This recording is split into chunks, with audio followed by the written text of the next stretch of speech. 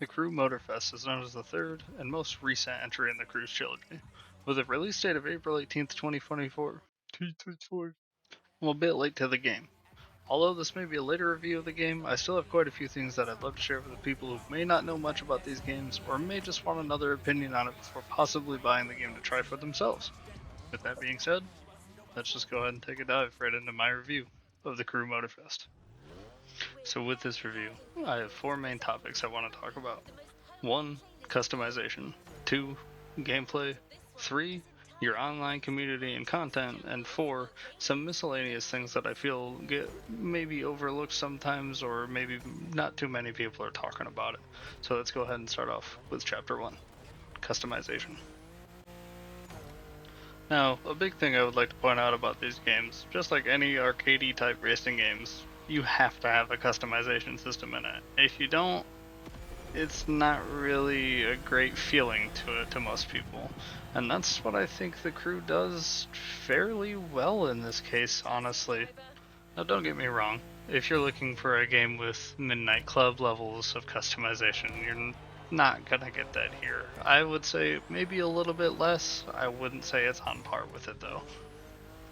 And that's something I'd like to elaborate on here. There's not a low amount of customization in the game. Don't get me wrong, there is still more than enough for the average player, and honestly for the car aficionados as well. But there are certain cars where you can't do too much with them because they are already done the way that the game or the maker of the car intended. Take this BMW M4 for example. This is the Liberty Walk version of the car. Something you unlock by playing the game, and it's not really too spoilery, I wouldn't say, but there's not too much customization you can do with it because it's already a body kit on the car. At most you can do with this car is change the rims, as you can see here, which isn't much for a lot of people. But also on the other hand, you have cars like this, a 2002 Mazda RX-7 that has so much customization it's hard to even comprehend what you want to do with a car unless you already know what you like in cars. There's so many options you can pick. That's something I really thoroughly enjoy with these games is that yeah, you have so much customization, you might not figure out your build or your car instantly, but even here you have so many options like your interior design, your spoilers, your rims, you can even color your brakes if you want to. There's a lot to offer here. There's even something on the side that's called a vanity item, and vanity items can be anywhere from tires, as you can see here. I've collected quite a few because I played the Crew 2 for quite a while. Tire smoke right under it, right here. Like I have a 4th of July firework edition. You have nitrous colors. You have so much other things, and like underglow. You have so many different underglows from events and just collecting challenge rewards. You have tint, you have so much other things that you can customize your car with. There's not really a way a car can be the same between two different people. And let me tell you, I'd be pretty upset if I couldn't keep this horn from the Crew 2.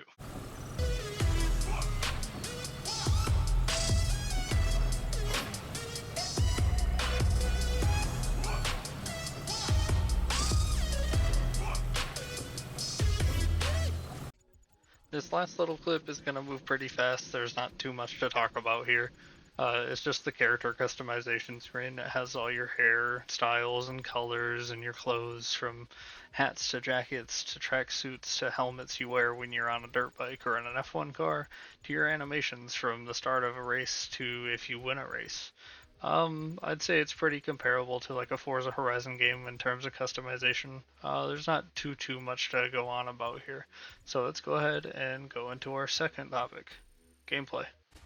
So my first topic I want to talk about in the gameplay section of the video is the playlists. The playlists are the new way to start unlocking new content, new races, new challenges, as compared to the Crew 2 where you just kind of did a race and unlocked more. Playlists are a way to actually have a sense of accomplishment of the game, and I really like that. It really feels like with these playlists they wanted to capture something for everybody. And honestly, my two favorite ones are the ones we're going to talk about mainly, which are Made in Japan and Liberty Walk. So first and foremost, we get to dive straight into Liberty Walk, the first and original pillar of the Liberty franchise. There's three main pillars of Liberty, but we'll start off with this one just to be safe and just to cover all bases here. This is the main pillar of the Liberty Walk style that people really think of. So you got your wide fenders, your nice spoilers, you got your sweet rims, your carbon splitters in the front. It have pretty much everything going on for these cars. It's not really something that you would see on a normal basis. Now, obviously, here you're saying, but wait, that's the normal BMW. Where's the Liberty Walk stuff? Where'd my car go? What's happening? Then almost instantly, as you're thinking all of these things in your car morphs right into a different type of car, just like any vehicle transition in these games ever. You get your Liberty Walk kit, your wide body, you get your fender flares, you get a tune-up, and you feel what Liberty Walk actually can turn into. Now, I could go on and on about how much I love this car and the wide body kits that Liberty Walk makes and the tune jobs that they do, but I wouldn't do the other branches of Liberty Walk justice if I did keep going on about this. So let's hop into our second one, Liberty Nation. Also, this is like post edit, but yeah, I know I didn't win the race. I suck, okay? Leave me alone. Like I said before, this is Liberty Nation. Kinda like the everyday car can be whatever you want it to be. In this case, it's a Mini Cooper. But as you can see, it's not just any Mini Cooper. I mean, even stopping to slow down and look at these things that are on this car, I mean, you see just from the front end picture, the big stripe down the middle and the big front carbon splitter. Then you look at the sides, it has the Japanese kanji with a little bit of a decal on it just to show off that style a little more. Slammed to the ground. It even has a spoiler on it, which isn't something you see on one of these types of cars very often. Ooh. Now, my wonderful driving sometimes aside, there's another thing I'd like to point out in this section that I didn't really think about while I was recording it, because you tend to get lost in this game. And what I mean by that is the scenery. The scenery, especially the scenery changes, seems so seamless. You feel like you're actually exploring the island with each race. You don't feel like it's, oh, just another racetrack. And that's the point I don't want to make out to be its own separate section of the video, because I feel like a lot of the gameplay shows that itself. So while we wrap up Liberty Nation, let's go to the last pillar, Liberty Performance. So while Liberty Performance is obviously their racing brand, I do have a little bit of bias towards this one, just because of the car that they used, the Lamborghini Huracan Performante. One of the best hypercars I've ever seen, in my opinion. But I really think that bias is well deserved. I mean, you take a beautiful performance car and you take the Liberty Walk touch of it, of putting some wider fenders and a big spoiler on it, and then you get the Liberty Walk performance tune on it, and it just makes this car feel so powerful, even on a video game. And I guess this is a good time to point out the fact that while I do play on PC, I decided to use a PlayStation 5 DualSense controller for this game, which made the feel of it even better. I didn't realize the adaptive triggers of the DualSense controller that put some leniency on the triggers, or they put even more resistance depending on if your wheels are spinning, if you're losing control or not, which made the feel of some of these cars like you're actually driving it, even with a controller. People give this game a lot of flack for that reasoning, is that sometimes it's hard to control. And I agree, but not for any bad reasoning. I think this game controls perfect. It's very realistic for a more arcadey sim racing game. Honestly, I think they nailed it on the head, especially for this game. There's really not a ton to say towards the end of Liberty Performance. I mean, you take Liberty as a company and then you add the performance. It's very self-explanatory, and honestly one of the best feeling cars in the game that I've ever driven. But another thing I want to end on is not the next playlist. I want to talk about the sound design in this game. I feel like here isn't even a section where I really need to say anything. I just kind of want to let you guys hear it for yourselves.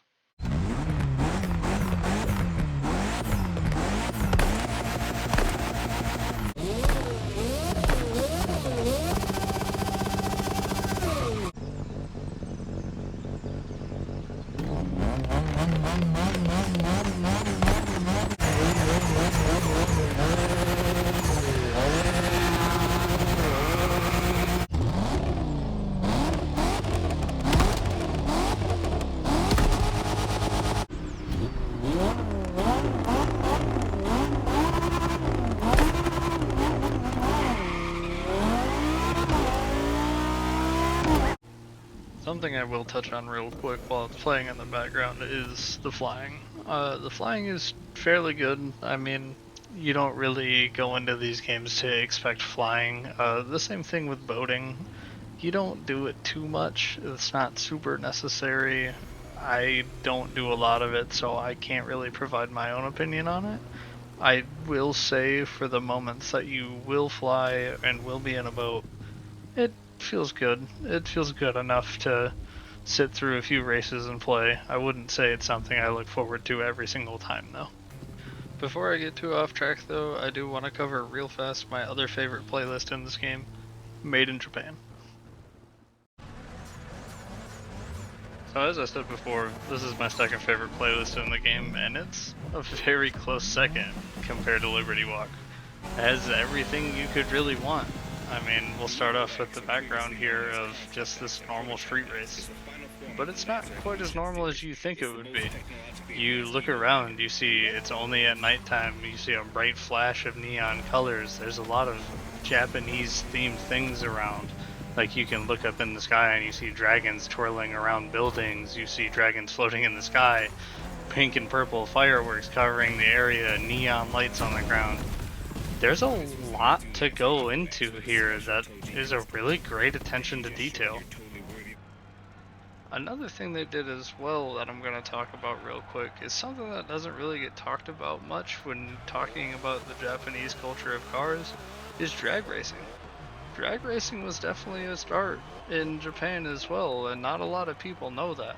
I mean, look here, you can even see this R34 Skyline just barreling down this runway of this airport.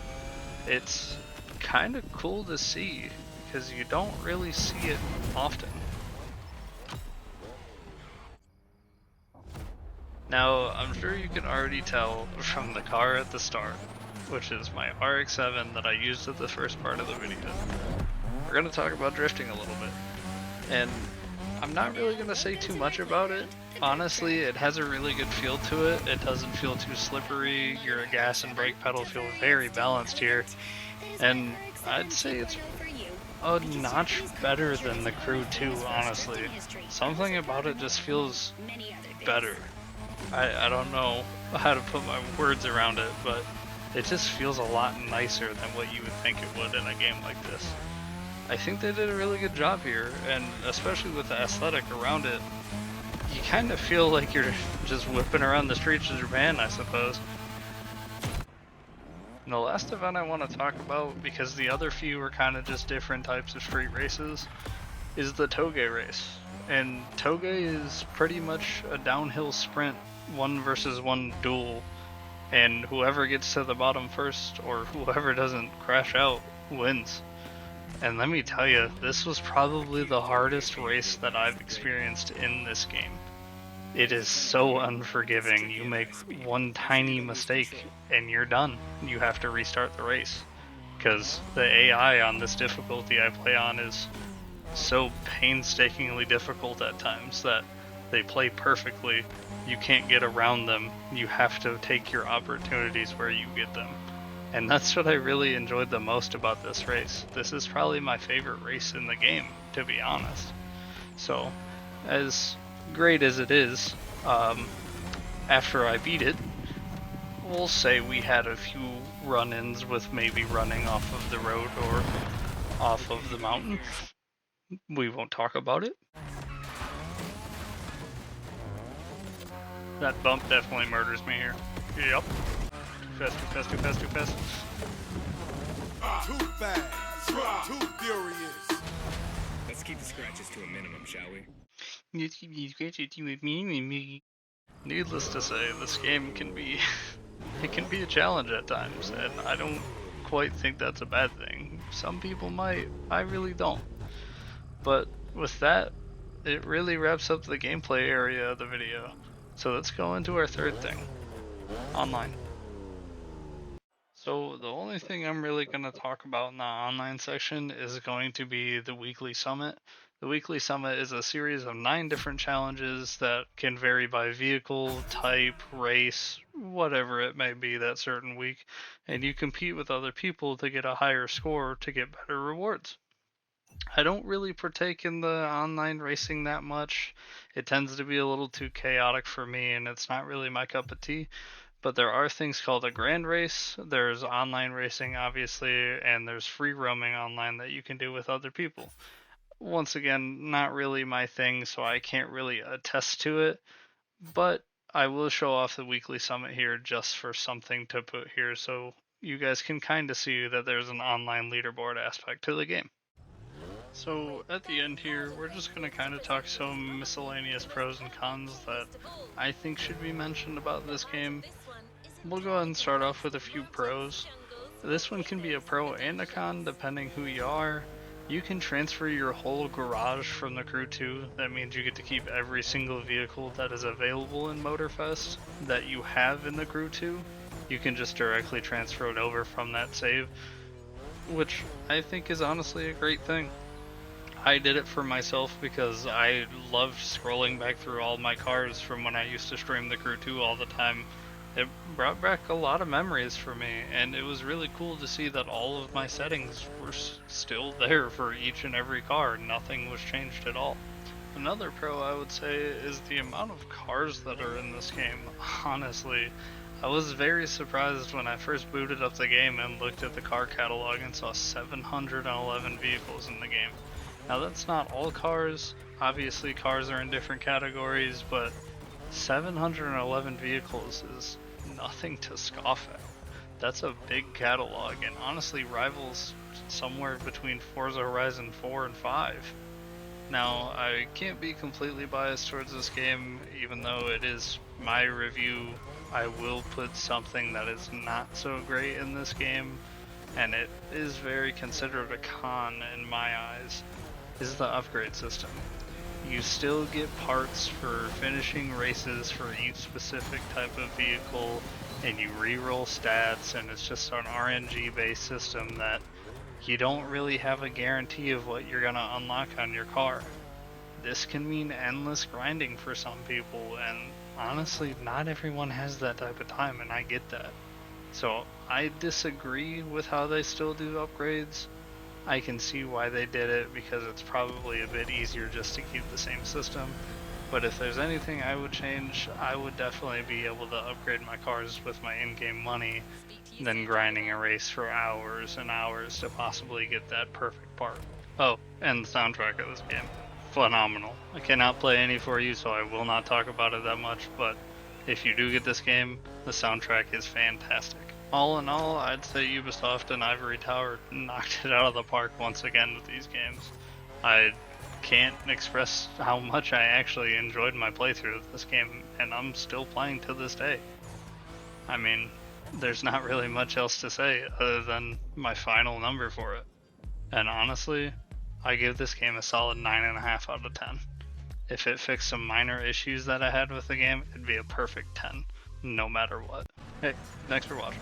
If you got to the end of the video, considering leaving a like, or maybe even a subscribe.